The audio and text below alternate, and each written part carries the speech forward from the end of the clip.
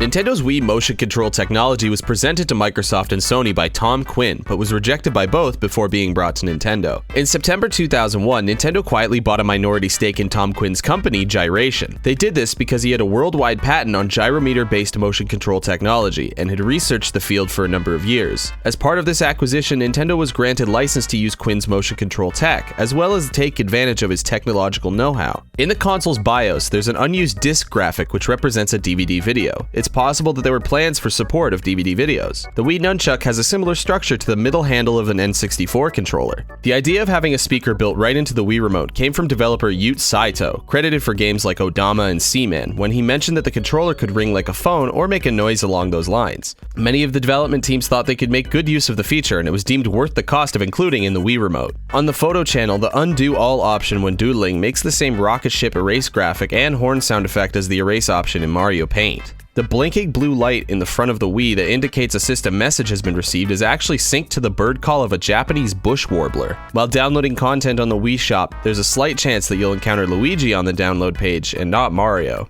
Mii characters were originally planned to appear on the Famicom Disk System. However, other staff at Nintendo didn't like the idea, so it was pushed to their list of possible future ideas. The idea was experimented with on the Nintendo 64 Disk System, but was initially believed that there was no way to use the Mii characters within games, and also that users who are not artistically inclined wouldn't be interested in the feature, so it wasn't seen until the Wii. There are unused icons in the system's BIOS that suggest that the Wii remote had the capability to act like a TV remote. This feature would later be implemented to the Japanese-only TV Friend channel and then later on in the Wii U's gamepad. It's possible to use candles as a Wii sensor bar. The light from the candles acts as the sensor bar's infrared lights, which are received by the controller and transmitted to the system. Within the data for the Check Me Out channel, there are two textures of a human character. Strangely enough, the first of these textures is also found within the data for Club Penguin Game Day. Two prototypes surfaced online in 2018 that may have allowed the Wii Remote and Nunchuck to function as a controller for the GameCube.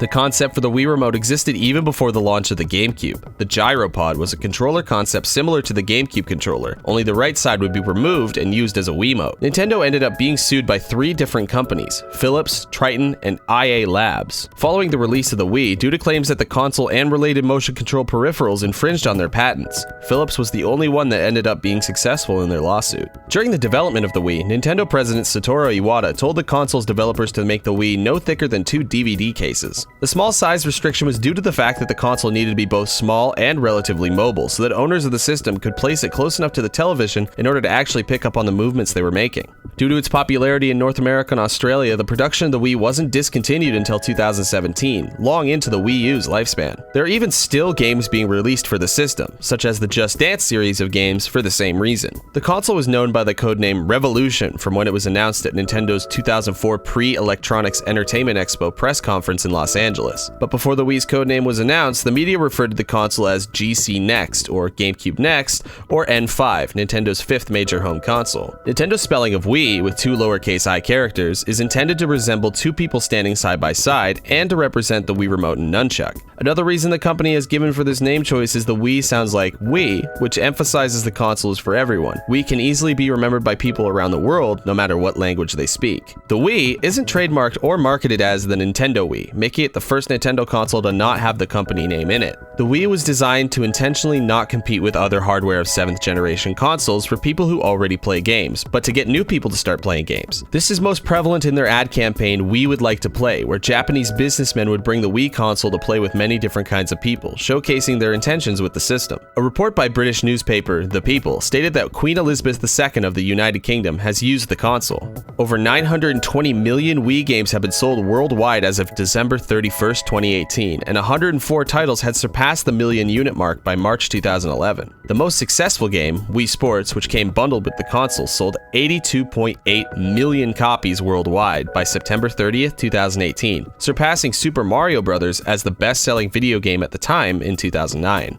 Wii consoles with the original design are backwards compatible with all Nintendo GameCube software, as well as the Nintendo GameCube memory cards and controllers. Software compatibility is achieved by the slot loading drive's ability to accept Nintendo GameCube discs. However, the redesigned model Revolution 101 and the Wii Mini are not backwards compatible. Unfortunately, online and LAN-enabled features for Nintendo GameCube titles are unavailable on the Wii since the console lacks the serial ports for Nintendo GameCube broadband and modem adapter. The Wii system supports wireless connectivity with the Nintendo DS without any additional accessories. This connectivity allows players to use the Nintendo DS microphone and touchscreen as inputs for Wii games. The first game utilizing Nintendo DS/Wii connectivity is Pokemon Battle Revolution. Nintendo later released the Nintendo Channel, which allows Wii owners to download games and demos or additional data to their Nintendo DS in a process similar to that of the DS download stations. Netflix was released as a downloadable channel for the Wii on October 18, 2010 in Canada and the United States. A survey conducted by Nielsen revealed that 25% of all Netflix subscribers use the Netflix channel on the Wii as of July 2011. In the category of engineering and technology for creation and implementation of video games and platforms, Nintendo was awarded an Emmy Award for the game controller innovation by the National Academy of Television Arts and Sciences. The Wii's success caught third-party developers by surprise, leading to apologies for the quality of their early games. In an interview with German news magazine Der Spiegel, Ubisoft Yves Guillemot and Elaine Kor admitted that they made a mistake in rushing out their launch titles, promising to take future projects more seriously. Take-Two Interactive, which released a few games for the GameCube, changed its stance towards Nintendo by placing higher priority on the Wii. A case study published in the American Physical Therapy Association journal, Physical Therapy, focused on the use of Wii for the rehabilitation in a teenager with cerebral palsy. It is believed to be the first published research demonstrating physical therapy benefits from use of the gaming system. Researchers say that the system complements traditional techniques through the use of simultaneous gaming rehabilitation efforts. In May 2010, the American Heart Association endorsed the Wii to encourage sedentary people to take the first steps towards fitness. The AHA heart icon covers the console and two of its more active games, Wii Fit Plus and Wii Sports Resort. Miyamoto originally defended Nintendo's decision not to include HD graphics in the Wii, stating that the number of HD TVs in people's homes at the time was really not that high. Miyamoto said in an interview with Japanese magazine 4Gamer in 2013 that he regretted not giving the Wii HD graphics. Since its launch, monthly sales numbers of the consoles were generally higher than its competitors around the globe. On November 28, 2006, Nintendo reported that it had sold over 600,000 consoles in the first 8 days of launch in the Americas, making it Nintendo's largest console launch until the release of the Nintendo Switch in 2017. On July 11, 2007, Nintendo warned that the Wii would remain in short supply throughout that calendar year. In December of 2007, Reggie Fils-Aimé revealed that Nintendo was producing approximately 1.8 million Wii consoles each month. Despite this, consoles were just being sold as fast as they were being stocked worldwide. In October 2008, Nintendo announced that between October and December, the Wii would have its North American supplies increase considerably, while producing 2.4 million Wii units a month worldwide, almost double the amount of the previous year. Despite a slowdown in sales, Nintendo reported that on Black Friday in 2011, over 500,000 Wii consoles were sold in North America, making the most successful Black Friday in the Wii's history. In mid-December 2006, the law firm Green Welling LLP filed a class action lawsuit against Nintendo for its defective wrist straps. A few days later, Nintendo issued a product recall for the wrist straps and issued new versions of the strap with an improving securing mechanism for the wrist, leading to the lawsuit eventually being dropped. The Wii Mini is a smaller, redesigned Wii with a top-loading disk drive. It was announced on November 27th of 2012 and released December of the same year in Canada. The system was later released in Europe on March 22nd of 2013 and the United States on November 17th, but not released in Japan, Australia, or New Zealand. The console lacks component video/D terminal, S-Video, RGB SCRT output, GameCube compatibility, online connectivity, an SD card slot, and Wi-Fi support, and only has one USB port. The initial release omitted a pack-in game, but Mario Kart Wii was included at no extra charge, beginning on September 18th, 2013 in Canada, and from its launch in the United States. Nintendo used this console in the Nintendo Selects game series to promote low-cost and affordable gaming.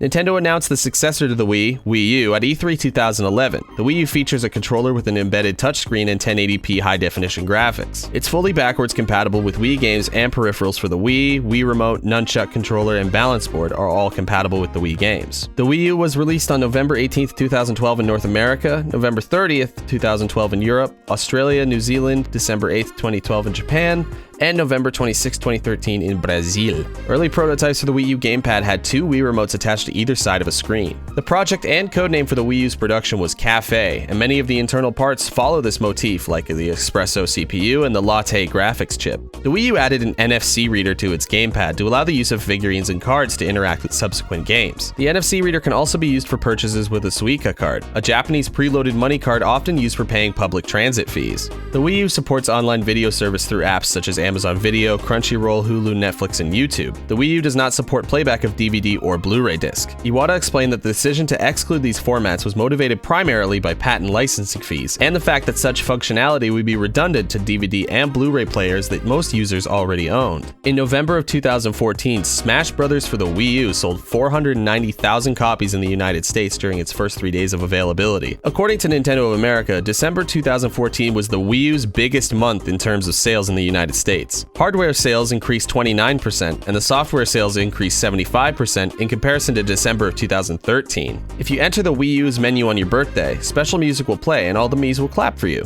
In a previous Iwata Asks interview from 2011, Satoru Iwata stated that the Wii U hardware started development back in 2008. This means it started development only 2 years after the original Wii was released, 3 years before its debut at E3 2011, and 4 years before its final release. When game data is being transferred from the Wii to the Wii U, an animation will be shown of the icons of the transferred games being carried by Pikmin. Similar to Wii Sports, the internal disc name of the game Wii Party is Party Pack for Revolution, suggesting Wii Party was being developed before the release of the Wii when it was still being named Revolution. All of the golf courses in Wii Sports are remakes of levels from the NES game Golf. Both games were launch titles for their respective systems.